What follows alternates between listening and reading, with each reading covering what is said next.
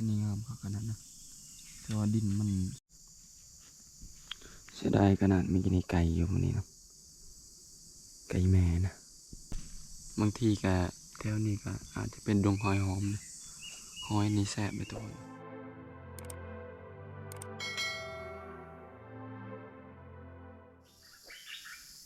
ก็ไปทายสบายดีมาสุขุสุขคน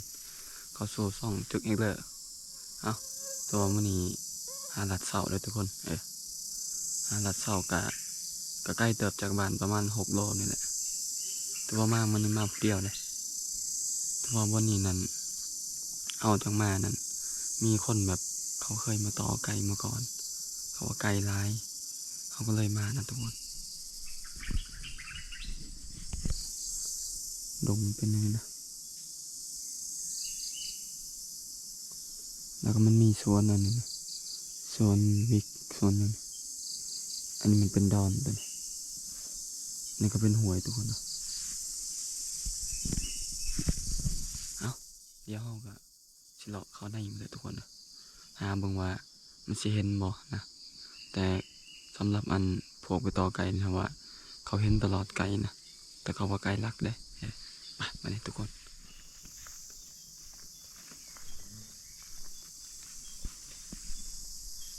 บริเวณนี้ยังมีป่าแบบคายแบบแถวโพอยู่นะแบบพวกสัตว์พวกยังนะแบบว่าอันนี้เขาก็เฮ็ดสวนมานะทุกคนสวนมาอยู่ค่าแล้วไม่วิกนั่นแหละเพราะมันเป็นดอนแหละส่วนมากแล้วพวกสัตว์พวกยังแหละมันอยากจะไปอยู่แถวดอนนั้นเพราะว่าใกล้นั้นเขาดุดแปลนมันแล้วนะเขาปลูกใหม่นะ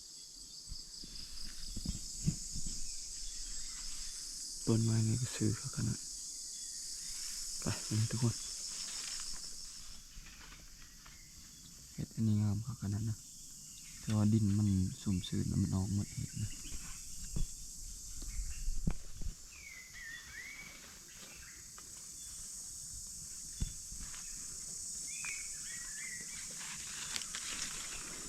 มากอันนี้ถือว่าสัตว์กินนะทุกคน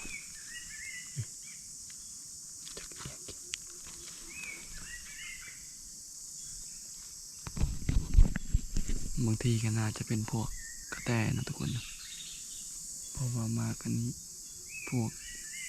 สัตว์แบบว่าสัตว์สี่ตีนเนี่ยมันสีหากินมากไหมนะแต่บ่แม่นดอกพวกไก่กินนี่น่าจะเป็นกระแตหรือว่าหนูนะทุกคนมานี่เห็นหอยหอมนะทุกคน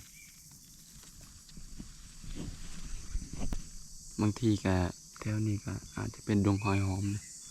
หอยนี่แซ่บไปทุกคนนะนี่หอยนี่ราคาก็ดีถือว่าเอาเมื่อปุ๊บนี่ล้างแล้วก็ไปต้มบ่มีแยะทุกคนขี้มันก็แซ่บเลยหอยนี่ได้หอยหอมนี่อันนี้เป็นบริเวณแหวของชาวบ้านนะบริเวณแหวแลนด์นี่เลยคันสองกกเลย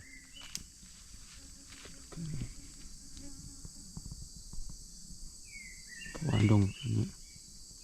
กงไม่ใหญ่พออยากลายไปเลยนะ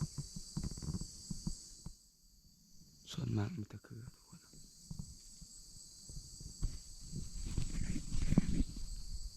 เพราะว่าคงไม่ใหญ่นั้นมันบ่ค่อยมีทุกคน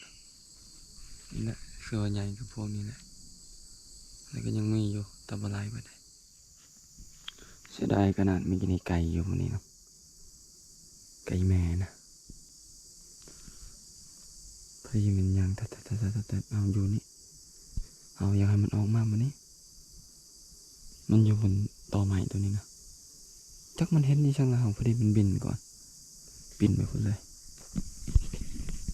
จะพอกับว่าหลักขนาดนะขนาดลักลีบนนี้เลยนี่แต่มันก็ยังเห็นแล้วยังบุตักน้ำมันทุกคนเลือกกันเลยไก่ไว้ในลักในความเขาเอาเลยหล่อลงทางห้องเนี่ยทุกคนนะโอ้เห็ดออกทุกคนใหม่เห็นไก่ก็ไม่ได้ยินแล้วลักเกินมันตาย่างไปอีกแถวทางหน้าพนะตัว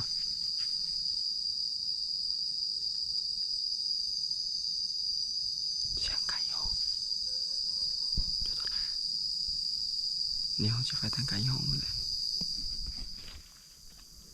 กินนี่ก็แต่แลนแต่นี่นั่นทุกคนแลนลงมาตะทึงบ่คงไม่นั่งนอนเนี่ยลงมาหลุมไปเลยเดี๋ยวมาทันยิงซ้ำมันยังอยู่พอ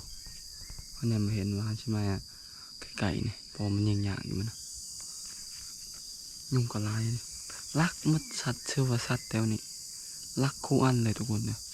บอกว่ากระแตหรือว่าไก่ซ้ำกันมัดจะพอเขาว่าลักขนาดไปมันนี่ซอยท้ายางเราออกมาเลยทุกคนนะเห็นยังก็เอาแล้วมันบ่เลือกยังมีกินนี่เห็นอยู่นกนะแต่เฮาบ่ตัดสินใจยิงนะเพราะว่าเฮายันไก่ตื่นนะบริเวณแถวนี้นะปลาท่าไหนงามให้ปวกออกในช่วงชิลาย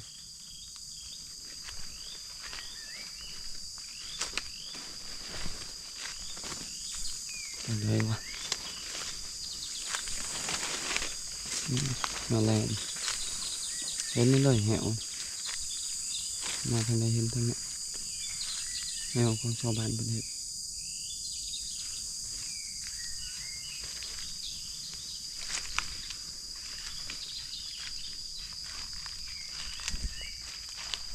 นกก็ยินด้วยเสียงเจียวเจ้าเดี๋ยวมันนี่จะได้ทำการเลาะเมื่ออะไรทุกคนนะนี่แหละทุกคนคือแบบว่ามันความเขาเลือกหลายสุดท้ายบ่ได้ยิงเองแล้วก็บ่ได้ยังเลยตอนที่แรกมันให้ยิงแล้วแต่ยังบ่ยิงยังให้ออกแบบว่าให้มันแบบว่าถือเป่าบนกระขักนะสุดท้ายบ่ได้มันบินไปเลยมันแหงบ่ได้จ่อยพอเราเห็นอันกระแตอันแลนลงมาแต่นะนั่นกับท่านอีกมันอยู่ใกล้พอกันว่ายิงนกกะตับอิดกับใบยักยิงเลือกเพราะว่ายันยิงยันไก่ตื่นนะทุกคนสุดท้ายก็ได้มือเปล่าทุกคนเลยนั่นแหละเดี๋ยวเรากันอยากเดินทางกลับทุกคนเลยส่วนลายก็มีตะปานี่แหละทุกคนเนาะเขาปลูกนะคลองอันนั้นบ่เป็นคลองเราคลองเวียกตัวนี้กกตัวนี้มันบ่เป็นกกไม้ยูคากกกระถินนะกกยูคานั่นมันจะเป็นของจีนทุกคนนะตัวนี้คลองเวียกไปทางไหนเด้ไม่ลืมขวาลายสายดีไปสายดีกว่านี่แหละแต่ว่าแดดก็ขึ้นเลยแต่ว่ามันจะเข้า8-9 โมงแล้วแหละไปนี่เลาะกลับเอาแล้วตัดนาทุกคนเลยมันอยู่บนทางนั้นเมื่อกี้นี่บอกขี้ต้มตัวนาเนี่ยเจอบินเข้าในก็ว่าจะเข้าไปย่างหอดเข็ดกองไม้เนี่ยแหงบินไปเลยแล้วตัวบางใหญ่นะวันนี้เราก็เดินทางกลับเลยทุกคนนะเพราะว่าเราขี่รถจักรมาเนี่ยนั่นแหละทุกคนนะบางทีกับมือได้ก็มีคำว่ามือบ่ได้ก็บ่ได้นะทุกคนบ่ติดไม้ติดมืออะไรได้คือเห็นแล้วเมื่อกี้นี่แหละพอได้แล้วก็ยังบ่ได้อยู่มันบ่เป็นมือของเราทุกคนนะก็เป็นมือของเรานะอยู่ไกลๆมันก็บ่บินไปทุกคนนะแม้แต่มันสิไปไกลชำใดมันก็บินมาคือนกเจ้าคือเก่านั่นแหละคำว่าหันเป็นเก่าว่าวิดีโอนี้ก็คือว่าสิจบเพียงตัวนี้นะทุกคนนะจังใดก็ขอขอบใจที่แบบว่าผู้ติดตามนะทุกคนนะจังใดก็ให้ติดตามให้ฮอดแบบว่า1,000นะทุกคนนะเอาไปจากเริ่มๆเนี่ยฮอด1,000 คนเพราะว่าให้มันผ่านซะ2นี่เอาก็เฮ็ด